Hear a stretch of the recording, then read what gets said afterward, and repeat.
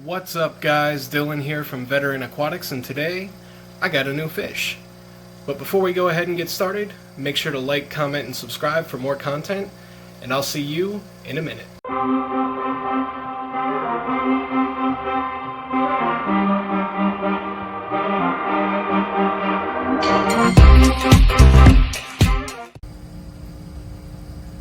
Alright guys, so this is the banded Bichar, also known as the armored Bichar.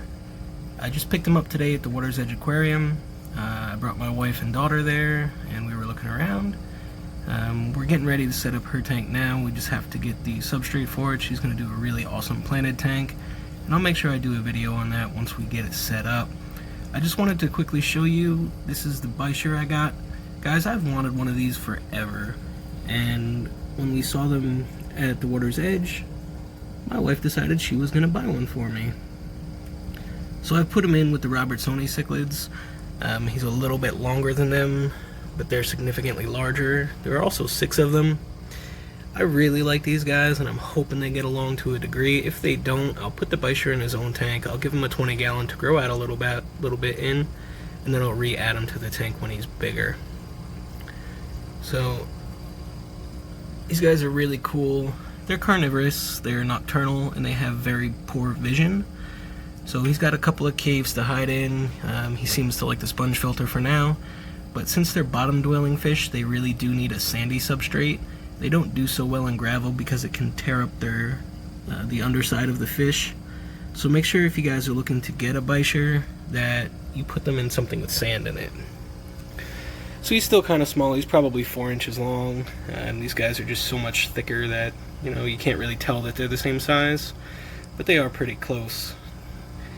I don't know if they'll sit still long enough, but they have neon blue lips, and their gill plates are nice and blue. And when the light hits them right, they've got some red and orange in their fins as well. These guys are coloring up nicely even since I've gotten them, and they're only going to get nicer when they get bigger. I'm eventually going to have to separate most of them. I'm looking mostly just for a pair to breed with. They're not too commonly seen in fish stores, although you'll find them more often online in places like Aquabit and stuff like that. But the goal is to breed them and to get them propagated throughout my club. And you'll see there, you can see the blue on him. They're absolutely gorgeous fish, guys. They're just in a 55-gallon right now. This is the tank that I had my Jaguar cichlids in, but the Jags moved to their forever home in a 125-gallon that I have set up. I would have liked to put the Bichar in with them, but they would eat him. They're big enough, and he's just small enough where he'll fit right in their mouths. And the fish cost me upwards of $40, so I would prefer not to lose them. Like I said, I'm going to sit here for a while and watch, make sure nothing happens to them, make sure they're not picking on them. And as long as everything's okay, I'll go ahead and leave them in here. Like I said, if not though, I'll go ahead and stick them in a 20-gallon. They look like they got some ideas. I don't like it. Sorry for the tank being so dirty, guys. They're eyeballing them. I just hope they don't pick on them.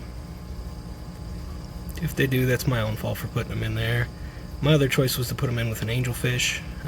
It's a juvenile angelfish. It's the only one I have left. But that tank has gravel in the bottom, and I really, really didn't want to risk the Bichar getting hurt. Yeah, they like to school up around that one under the log. They'll follow him anywhere. So he seems like the boss. They're kind of just checking him out, but they may start picking on him. So these are Cribroheros Robertsoni. They're earth eaters. And I don't really like the way they're following the poor Bichar around.